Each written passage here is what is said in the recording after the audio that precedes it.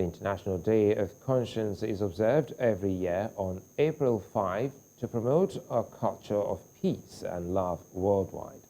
The day was declared by the United Nations on April 5, 2019, after global leadership believes that conscience stops people from committing crimes against others. News Central Niyi Omoniyi takes a look at the day's significance. Is that a theme? Because I was just hearing this for the first time. Conscience. Well, um, our spirit man.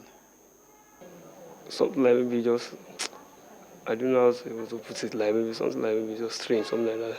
Simply means how free you are in your mind without guilt or making sure that you know that right is right, wrong is wrong. So that's what I think it means.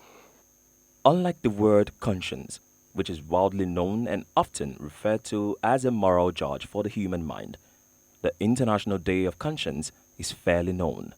Day of 5th April, from now on, provides an opportunity. Declared by the United Nations on April 5, 2019, the day anchors on the need for the creation of conditions of stability, well-being, peaceful and friendly relations based on respect for human rights and fundamental freedom for all, without distinction as to race, sex, language, religion, among others.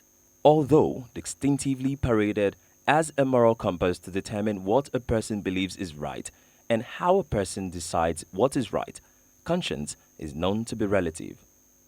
It's in environments that good and bad is shaped. So what I may call good or what I may call bad would be relative to what you would call good and what you would call bad. Compromise is what could work if all parties come to the table with equity. On the other hand, you have collaboration, where it's like we hybrid what we have.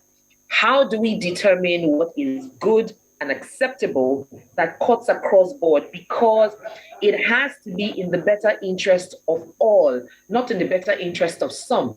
This is something bad you have done, and anytime you think about it or you remember it, you feel really guilty about it, or something you're about to do and your mind keeps telling you this thing is wrong. Conscience, as they say, is the highest court of the mind, because when you do things, there's what they call conscience. It pricks. While it may be seen as a tool to achieve a better society when grounded on common standards, the challenge is that some consciences have been seared. We need people to understand that all that you know is just limited by your perspective. To help someone else see differently, you may have to now learn how to step into their perspective. You have to fill the mind with the right values, the right philosophies. You have to groom yourself. You have to retrain yourself. You have to reprogram yourself. You have to build yourself the right ideologies, build your kids the right ideologies, the right values, the right philosophies, and eventually, when you go against, or when you go, you derail, you go astray, your conscience will be able to, put you back on the right path.